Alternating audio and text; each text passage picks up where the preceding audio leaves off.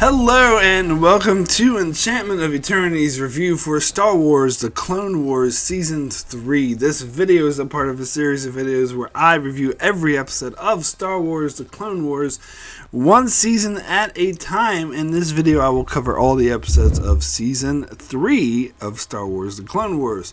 So, I kind of wanted to avoid this particular topic because, I don't know, it's a bit difficult to talk about, but it's really the elephant in the room when it comes to Season 3. It was something my sister actually warned me about before I watched Season 3, is that it's kind of out of chronological order. A lot of the earlier episodes, particularly in the first part of Season 3, you can tell are taking place kind of during the events of Season 1 and 2. Now, I think this only upholds for like the first maybe 6 or 7 episodes, and then the rest of the season starts to take place after Season 2. But it was really confusing. In fact, some of these episodes take place in different parts of the season itself are a bit out of order.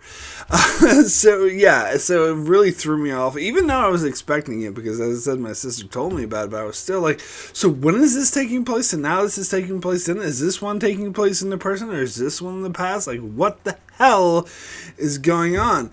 And so I looked up, just for curiosity, I tried to look up the chronological order of how these episodes actually take place.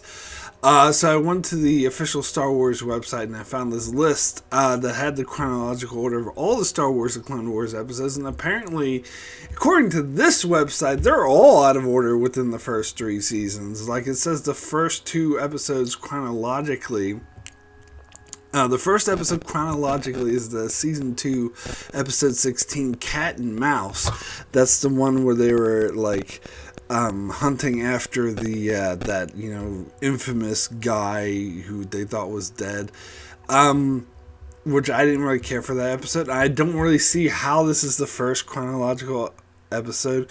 And then the next chronological episode is Hidden Enemy, an episode from Season 1, episode 16, about Anakin and Obi-Wan trying to defeat a droid forces on planet of Christophsis. I don't really get why that is first chronologically either. And then there's a Clone Wars movie, and then we get the first episode of Season 3, and then the third episode of Season 3, and they all take place before Season 1, or most of the episodes of Season 1. I don't understand this. I don't get that. And then most of the season, and then it goes most of Season 1, but a few are out of order, and then most of Season 2, and a few are out of order, and then we get back into Season 3, but then these are all out of order, and I don't know. I don't understand why they did this way. Also, like, looking at this chronological order thing, apparently the Season 1 finale takes place during Season 3. Because, I noticed there is a direct follow-up to the Season 1 finale, where, what's-his-face, that bounty hunter guy, it's the episode I thought was really contrived, where the bounty hunter guy breaks into the Senate. Actually, no, we got the preamble and the follow-up to that episode in Season 3. So we got an episode where he kidnaps C-3PO and R2-D2 and gets the information he needs to execute the heist that we saw him pull off in the Season 1 finale. And then we see the follow-up to the Season 1 finale, where he takes Zero the Hutt, who's the one he rescued, and takes him back to the Hutts, who want him because they have this information. So when I was watching Season 3, I was like, oh, so these episodes take place during the timeline of Season 1. But according to this thing, no, the Season 1 finale takes place in the timeline of Season 3, which, to me, that seemed out of place. Like, it didn't seem, all these things don't seem to match up chronologically to me. I can't remember exactly, but there were a few things. It's like, wait a second. So if this is taking place, that episode is taking place during season 3, then how come this episode references something? Like, I could have sworn the first 3 episodes of season 2 reference the season 1 finale. So there's no way those 3 episodes could have taken place before the season 1 finale, but I don't know. I don't know why they did this way. It's really confusing. It's supposed to be a kids show. Like, why are they airing everything out of order? I guess so hardcore fans can come back and watch the episodes in proper chronological order. Now, I haven't gotten to season 5 yet, but according to this thing, like, the first episode of season 5 takes place way after, like, the other 13 episodes of season 5, so I don't get that either. But other than that, once you get past season 3, it seems to be pretty much in order, other than that one discrepancy. But maybe that one actually makes sense. Oh no, season 7's a bit out of order too. But anyway, but maybe that one actually makes sense. Whereas the stuff that they did in season 3, I don't think it makes sense. I don't think it lines up, and there seems to be no reason for them to do it. Now, it was the first and second episode. Actually, it's saying that the second episode takes place during the events of season 3, like after episode 7 of season 3, which I thought it was taking place in the earlier during season 1. None of this makes any sense. But anyway, the first episode of the season I could tell was taking place before season 1. Like, that much is obvious. So if they would have kept it at that, I would have been like, fine, I can go with that. And maybe make something to make it a bit more clear that it's taking place during season 1. But I don't know, and they did seem, season 3 did seem intent on following up on things that happened in previous seasons. Like, it followed up on, I can't even remember the name of the race, but the one with those blue people who met the indigenous people, where the guy was like, let's fight them and go to war, but those senators were really cool about it. We gotta follow up to that with that senator, but apparently that's actually taking place during the timeline of season 3. And then we gotta follow up to the Duchess of Mandalore, which I'm still waiting to see how this was gonna. I'm still waiting for Bo-Katan, who I've met in Mandalorian, and how this is gonna match up to the Mandalorian. But I suppose that will be in later seasons, which later seasons are supposed to be better anyway. But yeah, so the other thing I noticed about season 3 is that, particularly we get towards the middle and towards the end of season 3, it gets really dark, and there's a lot of moments in season 3 where I was like, this is supposed to be a kids show? Like, there's a trilogy of episodes, which I'll get to later, which I think are flat out horror adult. Like, you could put an R rating on it and release it in the theater, or release it as an adult geared TV show you show at 10 o'clock at night, and not change anything about it, and it would work the same. Like, I don't think it has any place being on a kids show. Like, I'm 42 years old, and that, more than any other horror movie or any other thing I've seen, is more likely to give me nightmares than anything that actually is R-rated and features gore and shit. And they're showing this for a kids geared show. Now, granted, I know this is geared towards the older kids, like the young adults. I mean, you got the whole YA genre is quite mature. Hunger Games is about kids killing each other, being forced to kill each other in games, to the fights to the death, which is actually, we got a rip off of that in this season as well, by the way. So I understand that this is not geared towards like 7, 8 years old. It's more geared towards like 12, 13, 14 year olds, which is fine. But still, like, some of the stuff I think is like, really? This is what's geared towards kids? Yeah. Anyway, so let me go ahead and get into the episodes of season 3, and we'll start with the first episode, Clone Cadets, where we're introduced to a bunch of the Flunk Out Cadets. Now, this is similar to an episode in season 1 that had like the shinies or whatever, and I hated that episode. This one is slightly better. I will admit, it got me to actually identify and care about these Flunk Out Cadets a bit more That being said, I still didn't like it all that much. I still thought it was kind of cliche. The outcasts are no good. It's like a sports team, a sports movie where the sports team's very bad and everyone thinks they're going to lose horribly, but they come up and they win at the end. So it was very cliche in that matter. It even had like the old coach who was like, or whatever. But it was fine. Like, yeah, I could have done without it, but it's not the worst thing ever. Didn't hurt my sensibilities. So then we get into episode 2, ARC Troopers, which is kind of, apparently this takes place during the timeline of season 3. Whatever.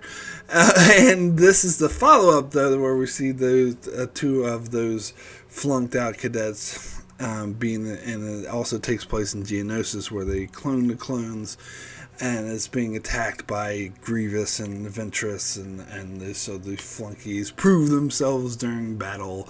And this episode was okay too. It was fine, I guess.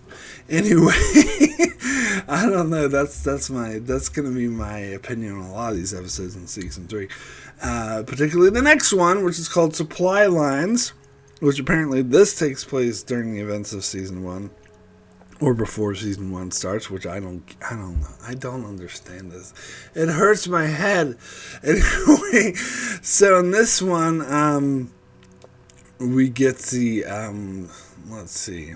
Oh yeah, it's Ryloth, because it's Ryloth, we got a Ryloth trilogy in season 1, but this apparently takes place before that, where the Empire first invaded Ryloth, and Jar Jar Binks goes with Senator Organa to negotiate with those flying people from, I can't even remember that dude's name from Phantom Menace, but anyway, his people apparently, and they go to negotiate to try to get them to send aid, but then the Trade Federation representative shows up and like, oh, if you send aid, you're going to be a part in the war, and blah, blah, blah, blah, blah, blah, blah, blah, blah. Again, this episode was fine. I don't like Jar Jar Binks, but I think the concept of them like trying to convince this other race to send aid, and they have to like compete with the Trade Federation to convince them to do that. Meanwhile, these people are suffering on the planet. Like, that was an interesting concept. So it was okay. So next episode is Sphere of Influence, and this is the one I was referring to before, that is a follow-up on the season 1 episode with those blue people. This actually, apparently, this takes place after episode 5, 6, and 7 of season 3. So why is it episode 4? What's going on? Anyway, so this episode has that blues, and if you recall from season 1, I really liked that episode a lot. That was my favorite episode of season 1, and so I like this blue person. But I looked at it swears to me that they're doing like a very like stereotypical of what Americans would think of as New Zealand or Australian accents. Whenever I hear Americans like mock or try to imitate New Zealand Australian accents, this is what they sound like, you know, the blues senator woman. And I looked up the actress, the voice actress, and she's Canadian, so maybe I'm right. I don't know, maybe she's trying to imitate a New Zealand accent or Australian accent, but it has a very distinct anyway, I kind of like it actually. But anyway, it's about her going off with Ahsoka to investigate the Trade Federation because her father, or is it her father? No, it's the king or whatever, or whoever the leader is, president. I can't remember his title. Chancellor, whatever. The guy who's in charge of her planet, his daughters got kidnapped, and so they think, Ahsoka thinks it was the Trade Federation, which of course it is. They're always the bad guys. And so the senator goes with Ahsoka, and they go to the Trade Federation under the guise of negotiation. But really, they're going to rescue the daughters that they know they have kidnapped. But meanwhile, the king or chancellor, whatever his name is, he goes, whatever his title, he goes with his son to Tatooine, because we can't have a Star Wars. season of Star Wars show without going to fucking Tatooine. Anyway, they go to Tatooine to deal with the Hutts because they think the Hutts were involved with this kidnapping or whatever, or the bounty hunter guy. And it was there, and they're right. So they find the daughter there, and they rescue her, and they rescue them. So I like this episode a bit better. This is good. It wasn't great, but it was a good episode. Alright, so then we get into the next episode, which is called Corruption. Now, this has to do with the Duchess of Mandalore, where Padme goes to visit her, and apparently they're good friends, but a lot of people don't like the Republic or don't want to be involved with it, and so she has to negotiate, and there's these children getting sick, so Padme tries to, deal with the inner politics of this. And to be honest, I don't remember much of this episode, but I remember it was okay. I remember thinking it was alright. I liked the interactions between Padme and the Duchess, so whatever. That was a good episode. Next episode is a follow-up to that. I remember this episode a lot more clearly. It's called The Academy. This is where Ahsoka Tano goes to Mandalore now because this Padme kind of talked the Duchess into letting a Jedi come help them, educate them, and she tries to educate these school kids about what corruption is because apparently they have no idea. And they uncover, coincidentally, these same students uncover this corruption, and they go to the Prime Minister of Mandalore, who very obviously was the one behind it. I mean, I've known this for a while now that this guy was crooked, and whenever they mention, oh, there's a crooked politician, and it's like, it's obviously that dude, come on. And so when the students go to him and warn him about it, it's like, he's the one behind it. He's going to try to kidnap him, and he does, and he abducts the Duchess and tries to take over and have a coup, but Ahsoka is able to use the kids to help.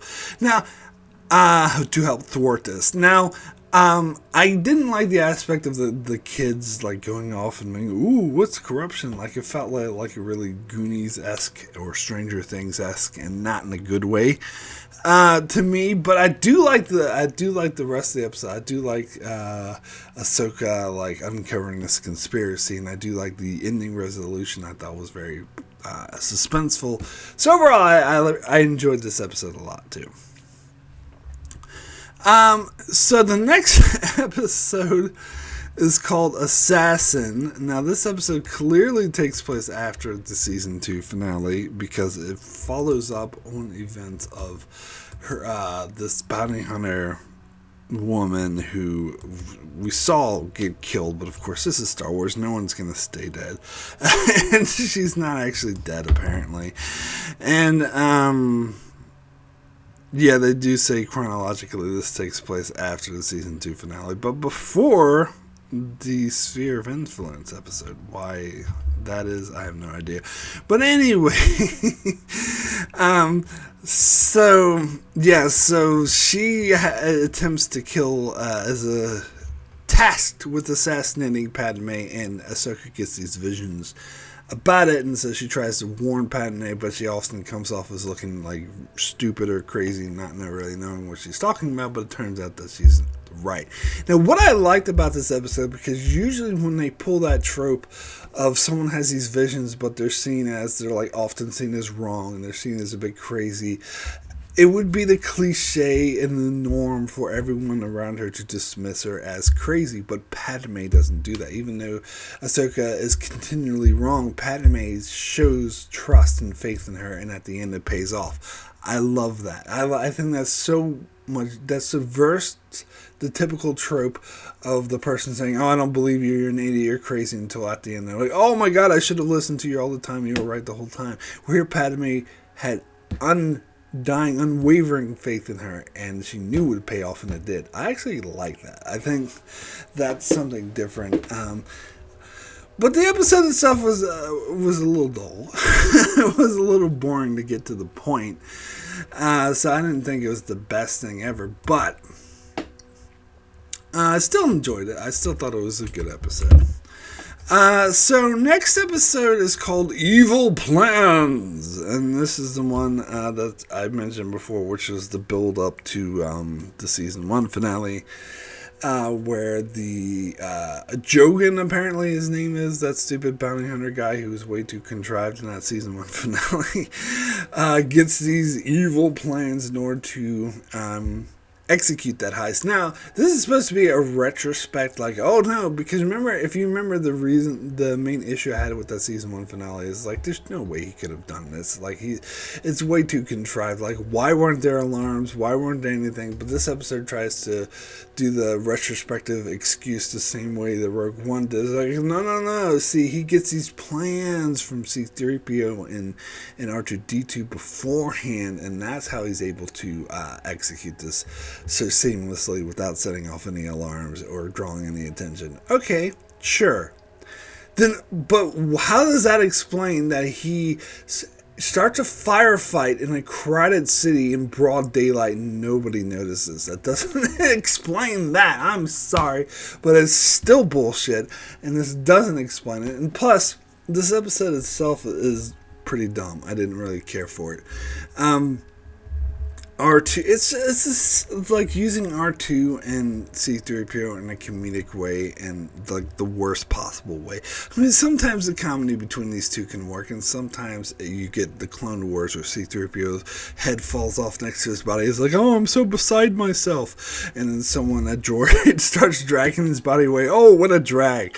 Like, like, this is more like that. Maybe not quite as bad, admittedly, but you get R2-D2 going to the spa for droids, and he's living it up and having such a great time while C-3PO is getting tortured. I mean, and plus, like, it seems like they were playing C-3PO getting tortured for laughs. I'm like, but he's getting tortured, like, how is that funny? He's isn't that hilarious? He's in extreme pain and they're torturing him. How hilarious! Like, and I mean, I guess you're supposed to be he's just a droid, but obviously he feels pain. So shouldn't we still have just as much empathy for a droid that feels pain, for a humanoid that feels pain? I do. I don't know. Anyway, so.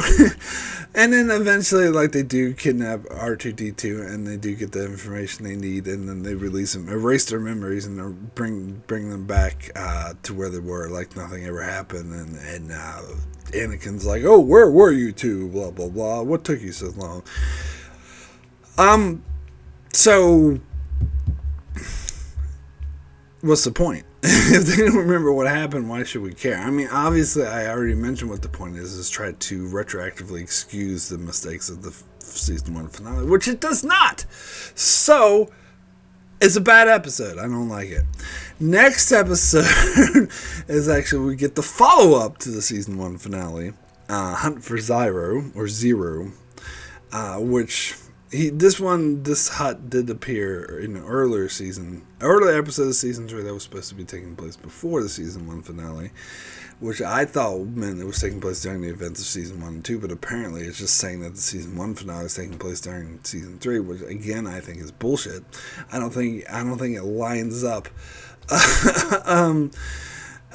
perfectly. Yeah, because I think there was something in that episode, the one where in fact, I think it was the Assassins episode. Wasn't that the Assassin episode that we find out the person who hired the assassin to kill Padme was Zero, and it was supposed to be taking place while Zero was still in prison? Yet, that Assassin episode clearly took place after the season 2 finale, because Ahsoka remembered an encounter at the season 2 finale. Oh, well, I guess that's why it's saying that the season 1 finale took place after the season 2 finale to make up for that plot hole. I suppose if you put it in that way, it makes sense. But again, first 3 episodes of season 2 definitely reference the season 1 finale. Anyway, I'm going to leave this alone. So anyway, in this episode... we get the follow-up to when Jogan breaks Zero out of prison and brings him back to the Hutts, and apparently it's because he has all this incriminating or information he can use on the Hutts to hold, blackmail them, and so that's why the Hutt family wants him, where they can keep him, and they imprison him. And then there's this one of those dancer ones with the elongated lips that says, "Oh, I'm your lover," and it turns out she's just tricking him and she kills him at the end of the episode and steals the information and gives it to the Hutts because she was a bounty hunter all along. That's what I say about this episode.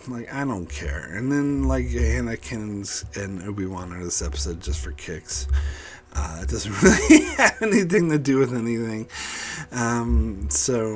No, it's not Anakin. Sorry, it's Obi-Wan teams up with this other Jedi dude who looks like a Native American, and he's all crazy. I didn't really care about that either. So whatever. This episode is whatever. Anyway, so then I never liked the character of Zero. By the way, why does he talk was it a Cajun kind of voice?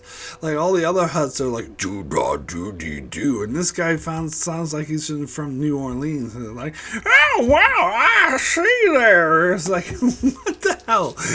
Anyway, we'll get into the next episode, which is called Heroes on Both Sides. Now,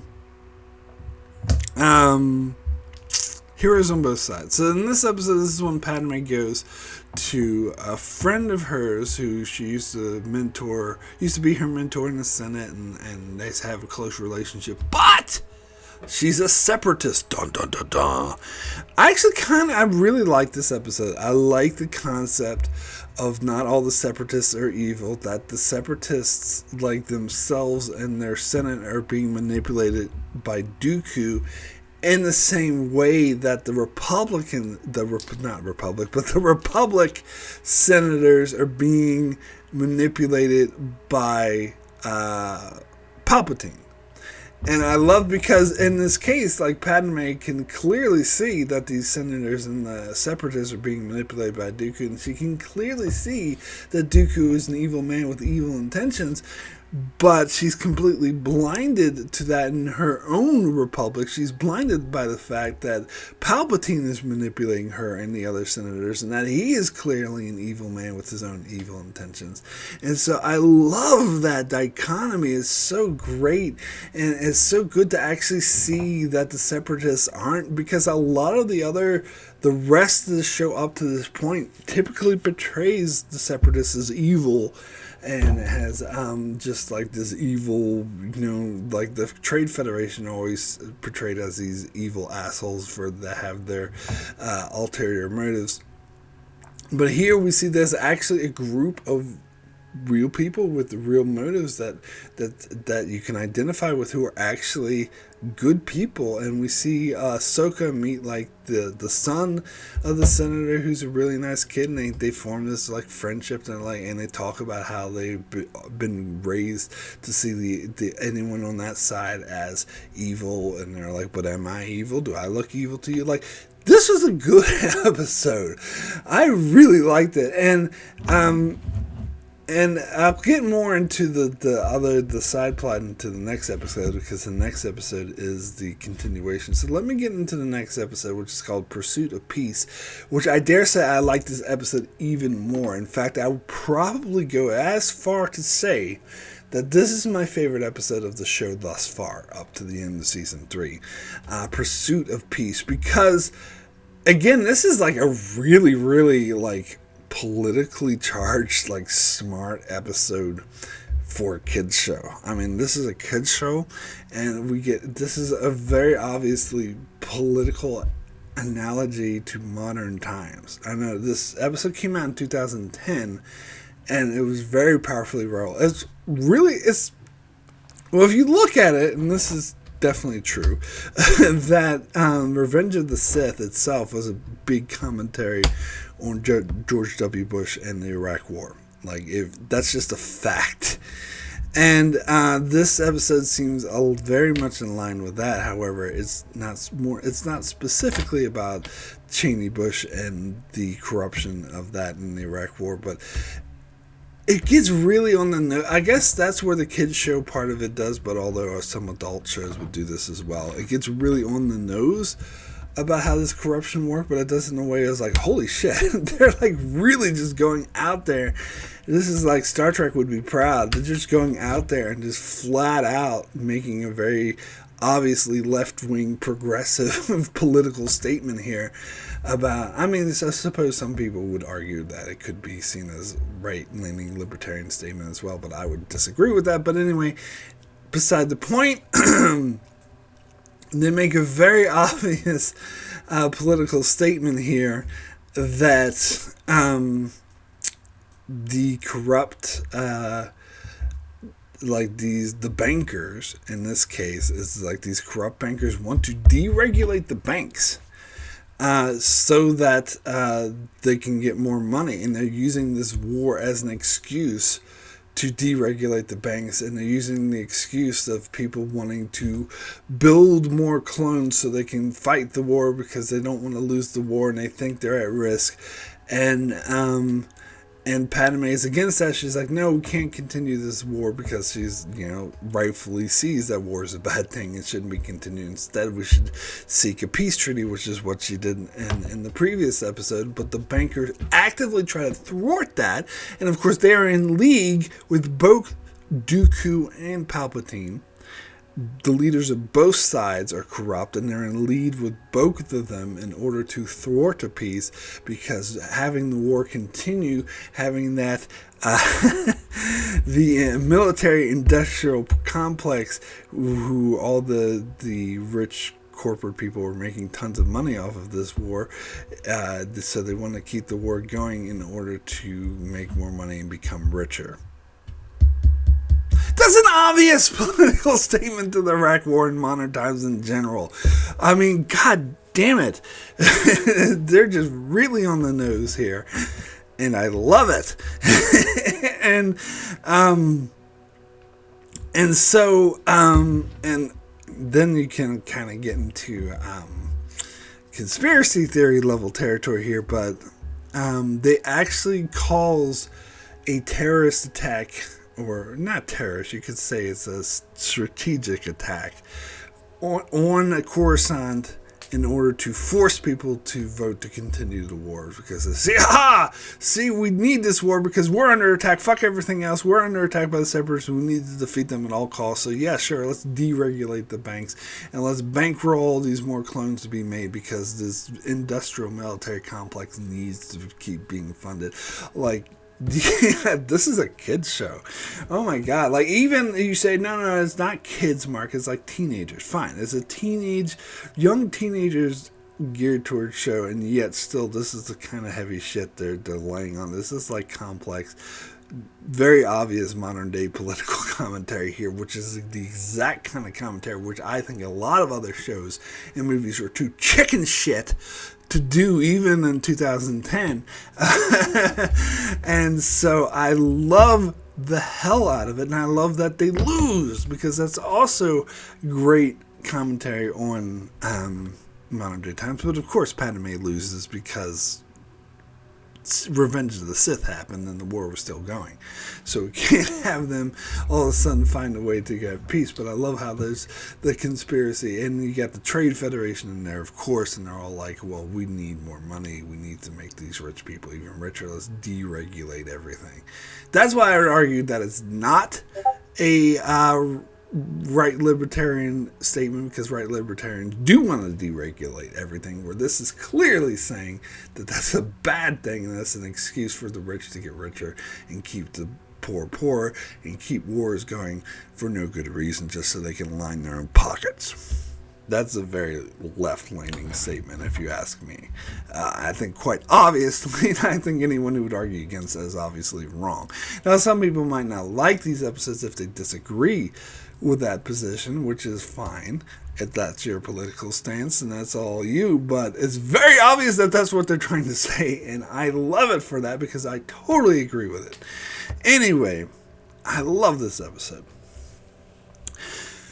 So we'll get into the next episode, which is called Night Sisters. Now, this brings us to the trilogy that I was referring to earlier that's that was very horror-esque, but I'll get more into that in the next episode. For this episode, it was still really like dark and twisted, where Dooku is given orders by Lord Sidious to kill Ventress, which he doesn't want to do, but Sidious outright orders him, saying, you must do this, you can't refuse me. So he's like, fine. So then he becomes all on board, and he tries to kill her, and he's like, flat out sends her a message, that's why you will die. And so he leaves her to die, but she doesn't die, but she's severely injured, so she returns back to her home planet, where apparently she was sold into servitude. But her home planet is all these like evil witches, and they help her try to get revenge on Dooku. We see, it's a very kind of dark and twisted, it's kind of scary, I would say, story. And she gets these assassins, and they try to kill Dooku, but they fail. I like this episode a lot. I thought it was really engaging and really twisted. So then we get into the next episode of Monster. Now, this is the one specifically I was referring to when I watched this. I was like, fucking hell. Like, this is a kid's show. Like, this is the kind of dark, like, twisted horror stuff that is definitely I would expect to see in anything geared towards adults. Because, get this.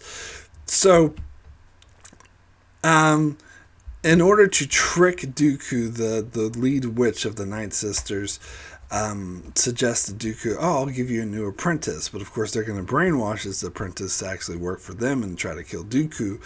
And so they go to the planet where Darth Maul is from. Which when they first mentioned Darth Maul, I was like, oh shit, so this is when Darth Maul comes back. Because I know he comes back in Clone Wars eventually. But no, it's not this episode. They were just talking about his people. So it must be a later season. Anyway, so they go to the planet where Darth Maul is from, which I kind of get the impression they're actually the males. They're the same species as this witch. They're just the males and they're the females, but I don't know. I could be wrong. Anyway, so they go there, and Ventress tries to find a suitable apprentice for Dooku to use to assassinate him. So she basically kills a bunch of them, puts in these horrific fights, games to death, where she taunts the shit out of them and tricks them. And you see these two in particular we meet from the beginning, so you know they're going to be important. One is the mentor to the other one, is this younger kid's I'm going to look out for you, you're not going to die, we're going to get through this. And the whole time they keep focusing on him, and eventually it comes down to where Ventress kills all of them except for those two. Obviously, kind of knew that was going to happen. But then, so she's ready to kill the kid, and so the leader, the mentor guy, is like, no, I'll come with you if you spare his life. And Ventress is like, okay, fine, I'll spare his life, and you come with me. And so they take him back to the, witch's planet, and they do their, magic or whatever on him to brainwash him and turn him evil. And then they bring up that kid that was his protege, who looked on this guy as a mentor after he'd been brainwashed and turn evil, and kill him. And he's like, no, please don't kill me, I love you, you're my mentor or whatever. And he just kills him flat out. What? This should not be on. I don't care if it's geared towards teenagers or 12-year-olds or even you say 14-year-olds. That is fucking R-rated material as far as I'm concerned. That gives me nightmares, and I'm in my 40s. That is really dark, twisted, fucked up shit that should be reserved for R-rated horror movies. That was messed up. I'm holy fuck. They put this on a cartoon that they show kids. I don't know how many kids got fucked up by that episode. I would imagine it would be a lot, because that was fucking twisted. That was really fucked up. Anyway, so they send him off to be Dooku's mentor, and so this evil plan. So I'll say I like this episode, but I don't agree to being a kid's show. Anyway, we'll get into the next episode, which is Witches of Mist. Now, this is the conclusion to those episodes, and I didn't like this one as much because I think what happened here was kind of dumb. This is the one where they threw in Anakin and Obi-Wan for no good reason. They didn't really play.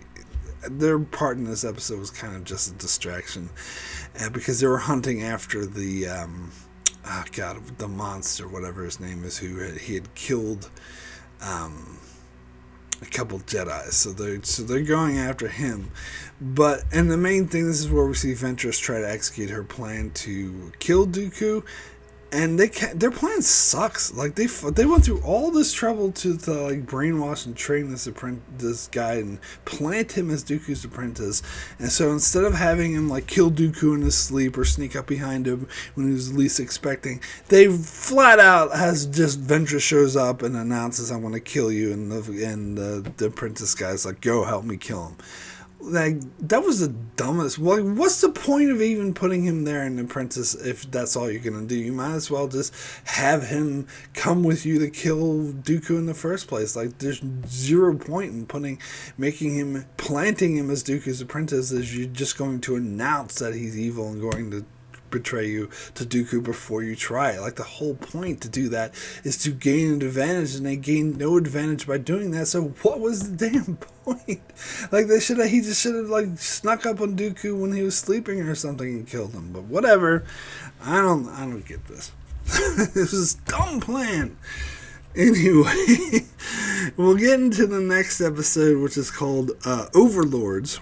So this gets into another trilogy, which apparently is very popular amongst the Clone Wars fans. It was 2 of these episodes were in the top 20 of high rated episodes on IMDb, and I didn't really care for them. Like, I didn't think they were terrible, but like this first one was okay.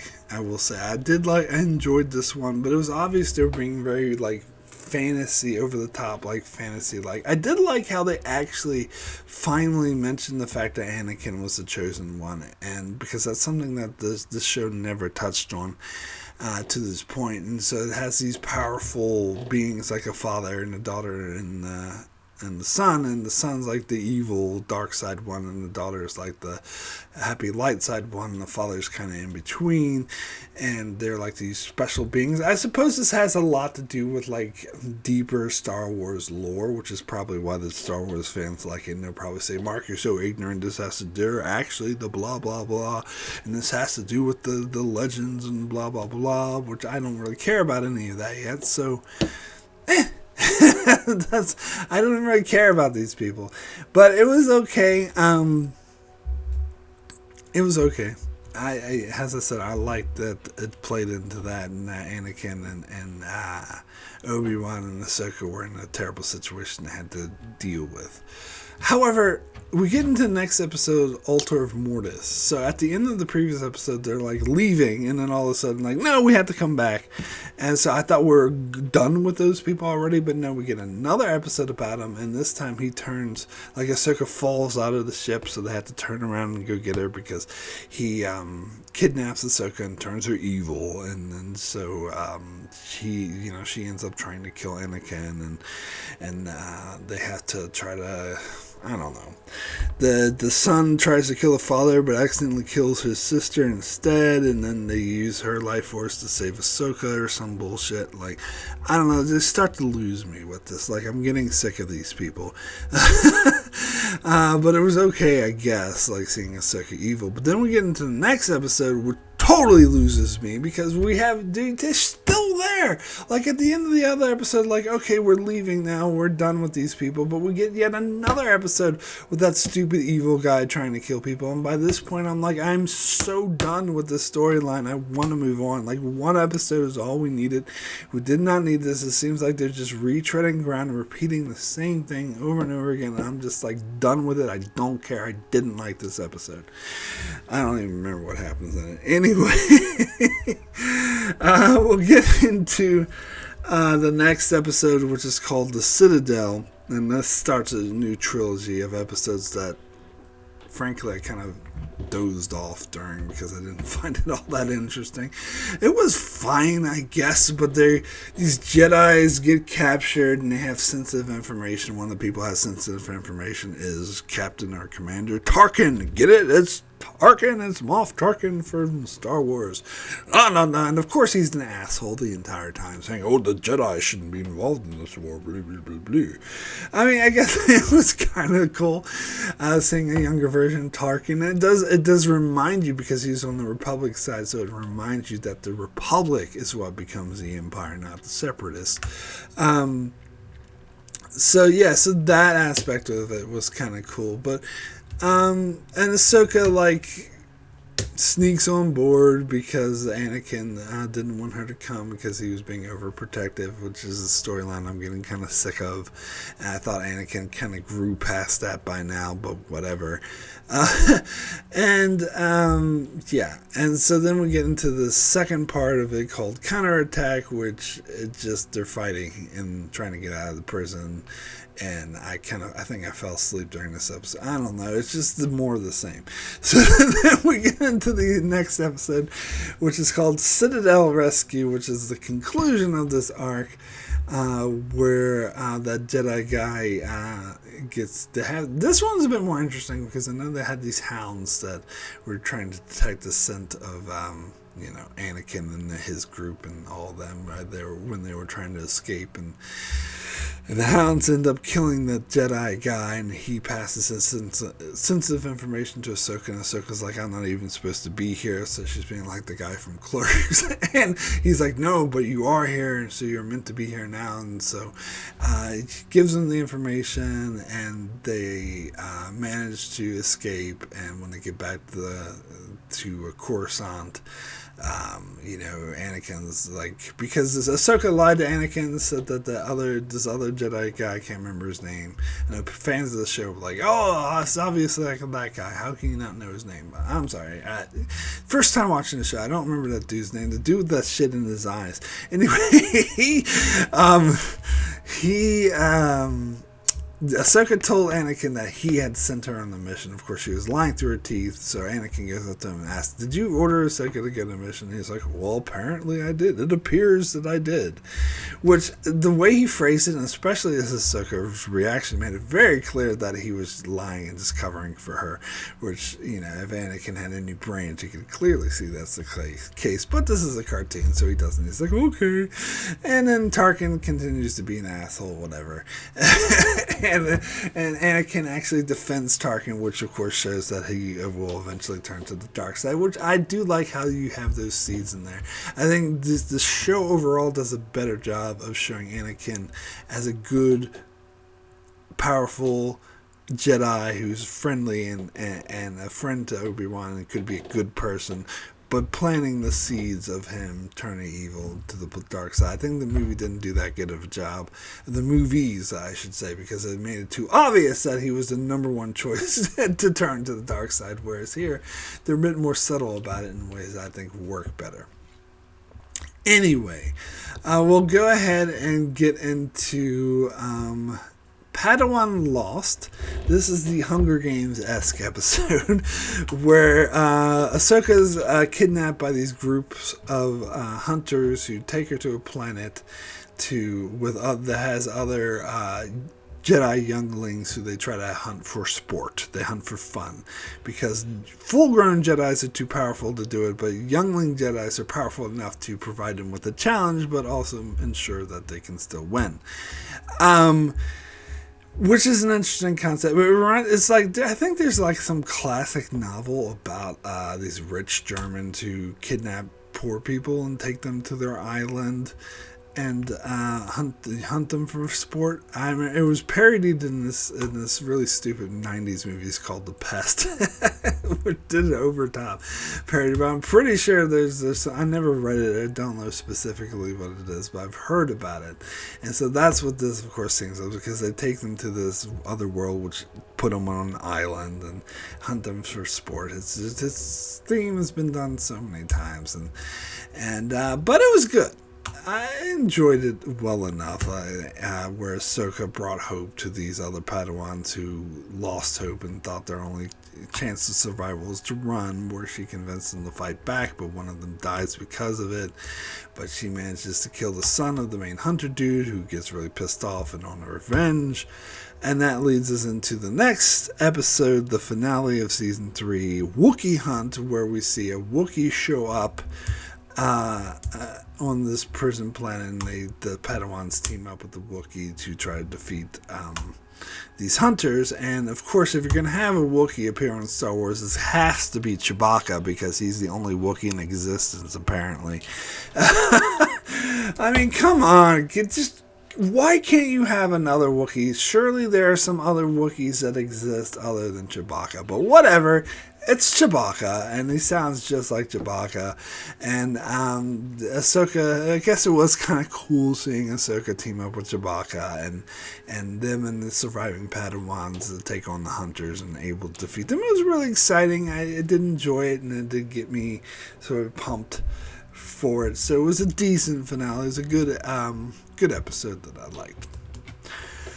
So anyway, those are the episodes of Season 3 of Star Wars: The Clone Wars. So, as always, I'm going to give my favorite and least favorite episode of the season. For least favorite episode, it comes down to 3. Either Evil Plans, Hunt for Zyro, or Ghosts of Mortis. Which Ghosts of Mortis, like, come on, like, enough of this stupid storyline. It should have ended already. And Hunt for Zyro is like, oh, the stupid Hutt who talks like he's from New Orleans. That was kind of dumb. But for worst episode of the season, I'm going to have to go with Evil Plans, where R2 goes to a spa while C-3PO gets tortured, and isn't that hilarious? Like, this is a dumb episode. I didn't like it. So that was my least favorite of Season 3. As for best episode of Season 3, you got some runners-up like Heroes on Both Sides, where we see some good separatists and how they see as the Republic is evil, and there's actually good people on both sides. As this episode title proposes, there's Night Sisters. It was just dark and twisted episode about Ventress getting her revenge, and the follow-up, which is even more dark and twisted, which I think is straight up a horror movie, which is also good. So I also really like that. But as for best episode of the season, I'm going to have to go with Pursuit of Peace. As you probably could have been able to guess, since I mentioned it was probably my favorite episode of the show thus far. Really strong, powerful, poignant, and relevant, and needs to be said political commentary made in this episode. But more than that, it tells a really strong character story. Padme and her trying to deal with doing the right thing, but in the background you had both sides are really corrupt, and you had the system of corruption that's working against her. Again, powerful, relevant commentary. Anyway, so my rating for Star Wars: The Clone Wars Season 3 out of 10, I think I'm going to give this I'll give it a 7. Very good, but it's a low 7. It's close to a 6. I think the Heroes on Both Sides and Pursuit of Peace is probably, those two episodes probably push it up to a 7 from a 6.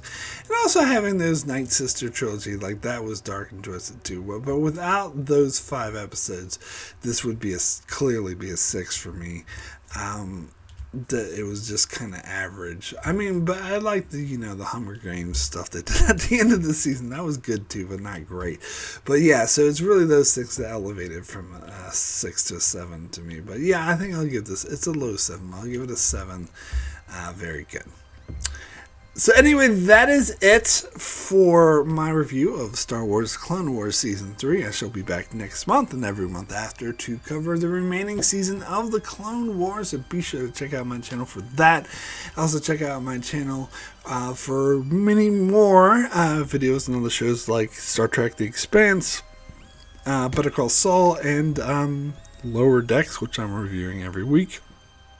So be sure to subscribe so you can keep up with all of that. And thanks so much for watching.